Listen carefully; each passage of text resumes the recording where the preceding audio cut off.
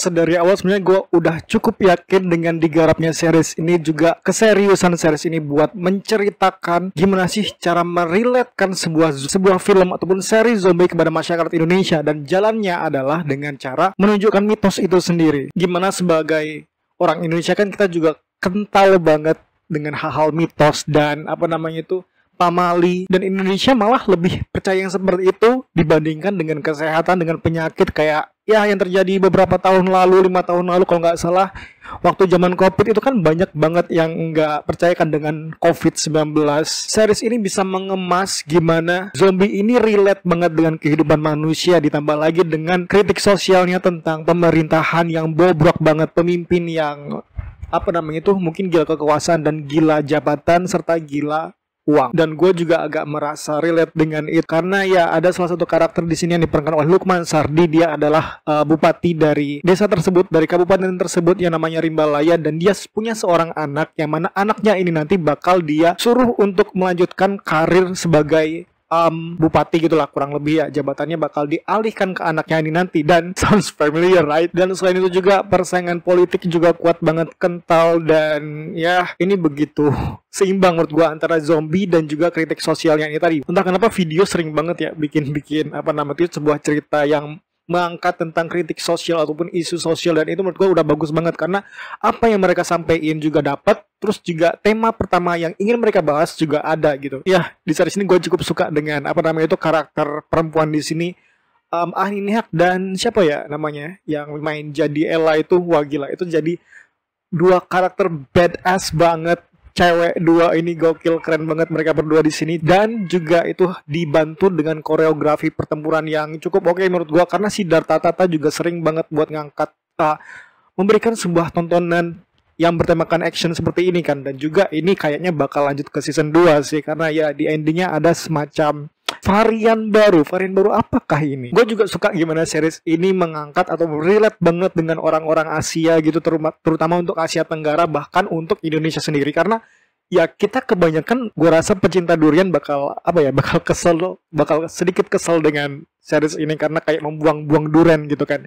Durian itu kan makanan yang cukup mahal, buah yang cukup mahal menurut kita gitu kan. Dan gue suka untuk mengangkat kelemahan zombie di sini, dimana kan zombie kan kita selalu dikasih tahu kalau mereka itu cuma bisa mencium dan juga mendengar gitu tanpa melihat. Ya penglihatannya emang nggak ada buat gua kayak di film-film zombie yang lain gitu kan. Dan dari sinilah tercipta sebuah ide gimana kalau durian adalah sebagai pengalih perhatian mereka gitu, yang akhirnya para karakter di sini bisa lolos dari jeratan para mayat hidup di sini. Ya kalian tahu sendiri, film zombie itu kan banyak banget ya, dan salah satu alasan kenapa dinamakan mayat adalah ya biar enggak menuju ke film-film lain gitu kan, karena zombie ini kan udah kayak banyak banget, dan film-film zombie juga enggak atau jarang banget menyebut zombie. Ada yang bilang terinfeksi, terus juga ini mayit, terus ada juga ya banyak lah pokoknya. Itu hanya sebagai semacam tagline gitulah untuk membedakan dari setiap film. Dan menurut gua dari awal itu sebenarnya kan udah mulai chaos kan, berantakan banget gimana mulai adanya zombie, walaupun di awal-awal itu kan kita mencekamnya karena ya kegiatan Romusa yang dilakukan oleh si Pak Zainal ini tadi gitu kan. Tapi yang semakin ke akhir semakin chaos karena di tempat hutan itu banyak yang terjangkit mayit. Jadi ya makin chaos, makin banyak zombie ataupun mayit hidup di sini, yang semakin ke ending makin banyak, makin rusuh. Satu kabupaten ini makin tak terkendali lagi sampai akhirnya ada karakter yang namanya Ibu Diah gitu. Dia memanfaatkan itu untuk dia punya ide yang jahat banget sih menurut gua. Dan acting yang memerankan Ibu Diah ini emang keren banget menurut gua. Gila, gimana dia bisa bertransformasi, mimik wajahnya, ekspresinya dari yang kayak awalnya ceria gitu kan. Ada satu adegan di episode keberapa gitu, awalnya dia ceria, senyum, melihat rakyat-rakyatnya gitu. Tapi setelah di balik layar ternyata dia berubah jadi sosok yang jahat banget dengan tanpa ekspresi, dan ya kayak nggak ada hati aja sih dengan rakyat-rakyatnya. Tapi yang paling mengganggu menurut gue adalah di sini banyak adegan cringe-nya ya, terutama dari si Andi dan juga Ella. Mereka kan sebenarnya diliatin kayak dua remaja yang polos yang baru pengen mengenal cinta gitu kan, dan banyak kejadian awkward yang enggak terduga sebelumnya dari mereka, dari mulai kayak nggak sengaja masuk ke apa nih nama itu kamar mandi ya kalau nggak salah. Kayak kenapa harus dibuat adegan seperti itu? Maksud gua kalau ngeliatin ke awkwardan mereka kan bisa dengan cara yang lain gitu kan, tanpa harus ngeliatin semi porno seperti ini. Agak disayangkan aja sih pengemasan kepuasan mereka berdua itu tuh enggak apa ya, kayak nggak ada jalan lain gitu ya.